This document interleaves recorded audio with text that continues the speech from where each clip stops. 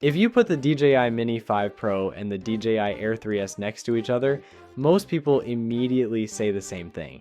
Yes, these two shouldn't even be compared. One is a Mini, the other is an Air, different weight, different size, different category, and on paper, that argument makes complete sense. But the reason this comparison refuses to die, the reason people keep arguing about it in the comments, is because once you actually fly both, the gap people expect to exist just doesn't feel that big anymore. This video isn't about declaring a winner. It's not about saying one drone replaces the other, and it's definitely not about telling you what you should buy. This is about understanding why DJI's lineup has quietly started overlapping in ways that weren't supposed to happen, and how that affects real decisions in 2026. Let's start with price, because price shapes expectations before you ever unfold a drone. The Mini 5 Pro base kit comes in noticeably cheaper than the Air 3S. And once you move into fly more combos, get cranes, especially when both are paired with the DJI RC2, that gap grows even more. We're not talking about a symbolic difference, we're talking about a few $100s. That matters because the Mini 5 Pro is not presenting itself as a budget compromise anymore. It's presenting itself as a serious tool. And when a smaller, cheaper drone starts checking boxes that used to belong to a higher tier, people naturally start asking uncomfortable questions. The physical difference between these two drones is obvious the moment you hold them. The Mini 5 Pro lives right around the 250 gram mark. The Air 3S is closer to 720 grams, that's almost 3 times the weight. Now there is an important nuance here. Some Mini 5 Pro units have been measured slightly over the strict 250 gram limit.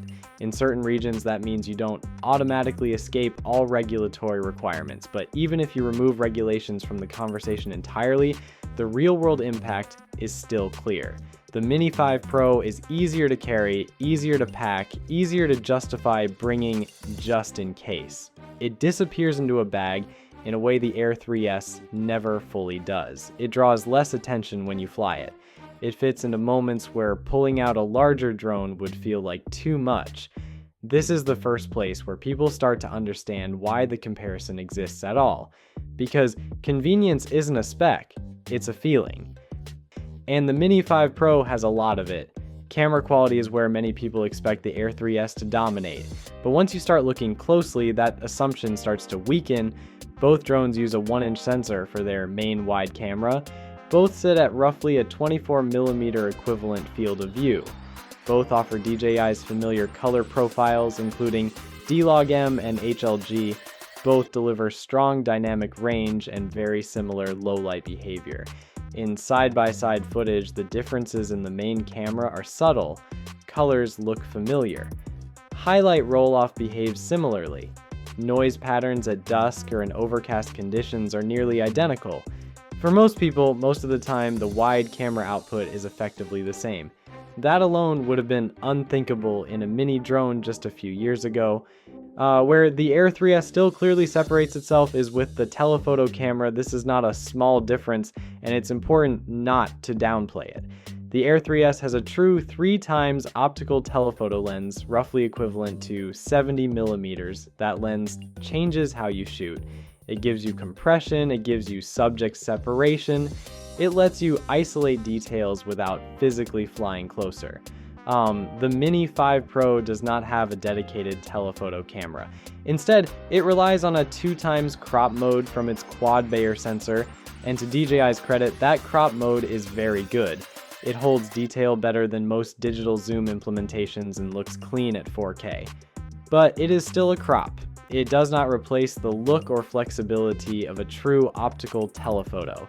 If your shooting style depends heavily on compression, distance, or layered landscapes, the Air 3S still earns its place. Slow motion capabilities tell a similar story. Both drones can shoot 4K at up to 120 frames per second. Both can push to 240 frames per second at 1080p. On paper, they look equal. In practice, the Air 3S has the advantage because it can use both its wide and telephoto cameras at higher frame rates. The Mini 5 Pro is limited to slow motion on the wide camera only. For action, sports, or wildlife, That extra flexibility matters. It doesn't make the Mini bad, it just reinforces that the Air is built with a slightly different priority. Vertical shooting is one of the clearest wins for the Mini 5 Pro, and it's not even close. Like, the Mini 5 Pro can physically rotate its camera to shoot true vertical photos and video using the full sensor while maintaining full gimbal movement. The Air 3S cannot do this. It relies on a cropped vertical mode that reduces resolution and flexibility. If you create content for shorts, reels, or vertical first platforms, this single feature alone can outweigh several others. It's not about quality alone, it's about workflow. The Mini 5 Pro fits modern content creation in a way the Air 3S still struggles to match. Gimbal movement reveals another interesting split. The Air 3S can tilt its gimbal higher above the horizon, which helps when shooting cliffs, tall buildings, or dramatic upward angles. The Mini 5 Pro, however, offers a wider roll range. That allows for creative roll movements and barrel-style shots the Air simply cannot do. Neither approach is objectively better, they serve different creative instincts. But once again, the Mini is doing things people don't expect it to do. Speed and wind resistance are where physics reassert themselves. The Air 3S is faster, it accelerates harder, it covers distance more confidently. In strong winds, it feels more planted and requires less correction to maintain clean lines. The Mini 5 Pro handles wind impressively for its size, but you feel its lighter weight sooner. It works harder, it responds faster to gusts. It still delivers usable footage, but the Air feels calmer when conditions get challenging. If you regularly fly in coastal wind, mountains, or unpredictable weather, the Air 3S still makes more sense. Flight time is often misunderstood, so it's worth slowing down here. The Mini 5 Pro is rated for 36 minutes with the standard battery and significantly longer with the Plus battery where permitted. The Air 3S is rated for around 45 minutes. In real-world flying, neither drone hits its maximum number consistently. Wind, braking, climbing, and camera movement all reduce usable time. What matters more is how the flight feels. The Air 3S feels less rushed. The Mini 5 Pro offers a higher ceiling with extended batteries, but feels more sensitive to how aggressively you fly. Both are excellent. The difference is character, not capability. Range performance on paper is identical, but real-world testing has shown something interesting. In similar conditions, the Mini 5 Pro has maintained usable signal farther than expected, sometimes even outperforming the Air 3S over the same path. That doesn't mean it always will, but it reinforces a pattern we've seen throughout this comparison. The Mini 5 Pro is quietly punching above its weight. Noise is another subtle but real factor. The Mini 5 Pro is quieter, not silent, but noticeably less intrusive.